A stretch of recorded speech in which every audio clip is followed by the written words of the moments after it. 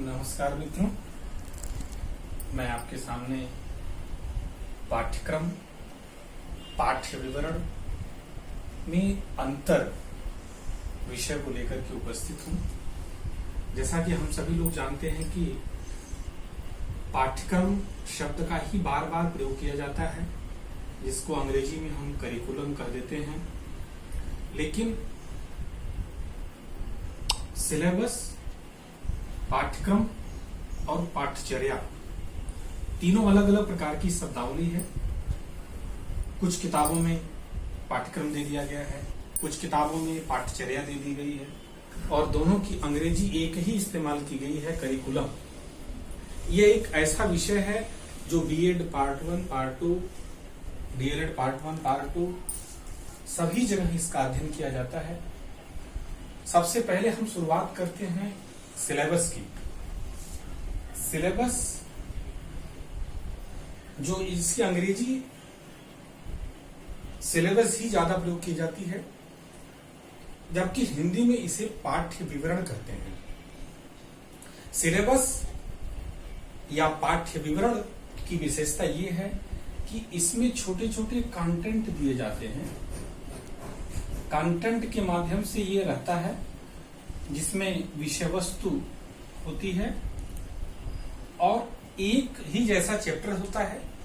उसी मोटे मुख्य चैप्टर्स में छोटे छोटे पॉइंट्स दे दिए जाते हैं और हर यूनिवर्सिटी में, हर विषय में अलग अलग कंटेंट उसमें दिए जाते हैं। जैसे आप देखिए, अभी लर्निंग एक विषय है, आपका एक चैप्टर है।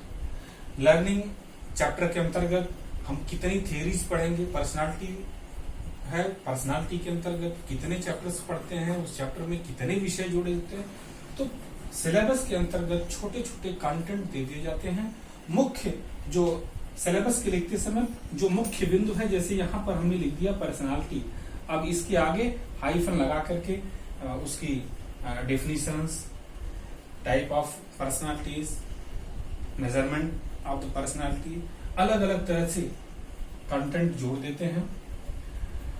तो सिलेबस कंटेंट पर आधारित होता है। हर जगह, हर यूनिवर्सिटी में जो सिलेबस बनाया जाता है, सिलेबस को पढ़ करके बच्चा एक प्रमाण पत्र प्राप्त करता है, परीक्षा देता है, उपाधि अर्जित करता है। लेकिन सिलेबस को पूरा करने के लिए कुछ निश्चित समय होता है। हर यूनिवर्सिटी के सिलेबस में क्रेडिट तय होती है कि इतने क्रेडिट में उस सिलेबस को पूरा कर लेना होता है। तो ये बात हुई सिलेबस की। ज्यादातर हम लोग अंग्रेजी वर्ड ही इस्तेमाल करते हैं। सिलेबस बार बार, पाठ्य विवरण शब्द बहुत कम इस्तेमाल कर पाते हैं। दूसरा एक शब्द है पाठ्यक्रम। ये कोर्स ऑफ स्टडी है, लेकिन आप देखें कि कोर्स ऑफ स्टडी शब्द का प्रयोग हम नहीं कर रहे हैं। ज्यादातर करिकुलम शब्द का ही प्रयोग पाठ्यक्रम के विषय में और पाठ्यचर्या दोनों के विषय में कर देते हैं।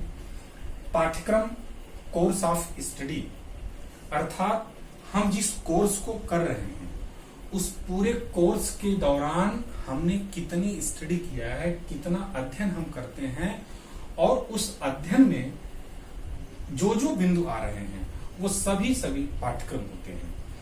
तो कोर्स, जैसे आप बीएड कर रहे होते हैं, डीएलएड कर रहे होते हैं, तो बीएड या डीएलएड में केवल इसी सिलेबस को ही इसमें नहीं पढ़ा जाता है।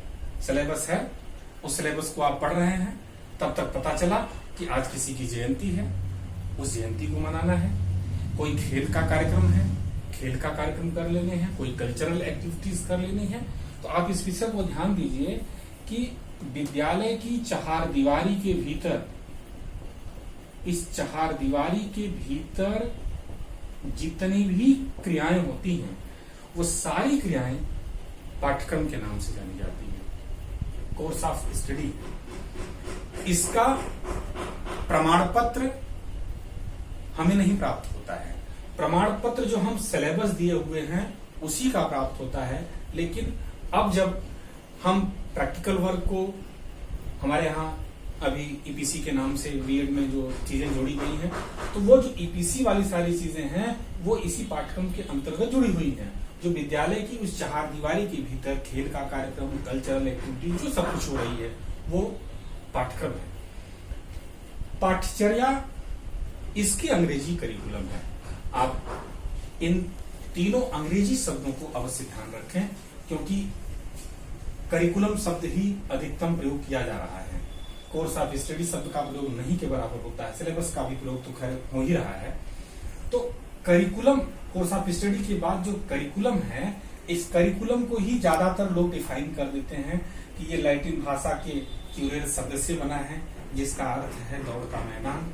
जैसे एक विद्यार्थी या एक खिलाड़ी दौड़ के मैदान में रेस लगाता है, एकदम फ्रीली दौड़ता है, और वो कितने समय में कितनी चीजों को अर्जित कर लेगा, ये उसके ऊपर, उसकी क्षमता के ऊपर, उसकी कैपेसिटी के ऊपर निर्भर करता है। ठीक उसी तरह से ये पाठ्यचर्या है।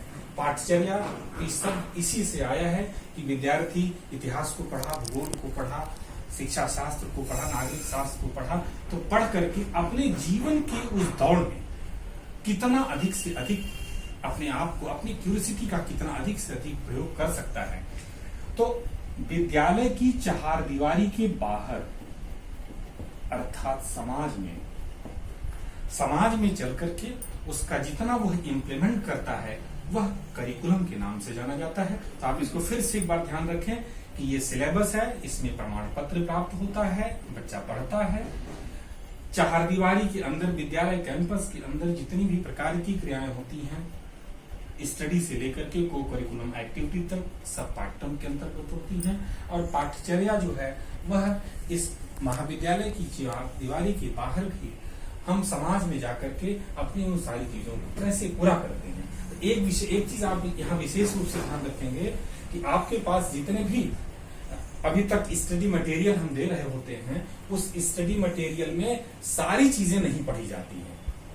आपको अपने सिलेबस से जुड़े हुए सारगर्भित चीजों को पढ़ें, क्योंकि प्रमाण पत्र देने का काम, परीक्षा का प्रमाण पत्र, डिग्री प्राप्त कराने का काम आपको सिलेबस दिलाता है। आप परीक्षा में इसी को अर्जित करते हैं। बाकी ये जो कल्चरल एक्टिविटीज से लेकर के जो आपका कोर्स ऑफ स्टडी है, इस विषय में आपका प्रैक्टिकल वर्क जुड़ता है और इसके साथ आपका समाज जुड़ता है। तो यह एक पाठ्यचर्या सबसे बृहद शब्दावली है, और पाठ्यक्रम उससे थोड़ा सा लघुतर है, और ये तो एकदम नियमित प्रकार का अध्ययन है। ये सिलेबस एकदम नियमित प्रकार का अध्ययन है, इसलिए इसमें से जो भी मटेरियल आपके पास उपस्थित हो रहा है इस समय ऑनलाइन के भी माध्यम से, आप उसमें से सेलेक्ट करके सेलेक्टिव स्टडी करें। किताबें बहुत बड़ी होती हैं, और उन किताबों में से किन बिंदुओं को टच किया जाए, ये सिलेबस हमारा तय करता है।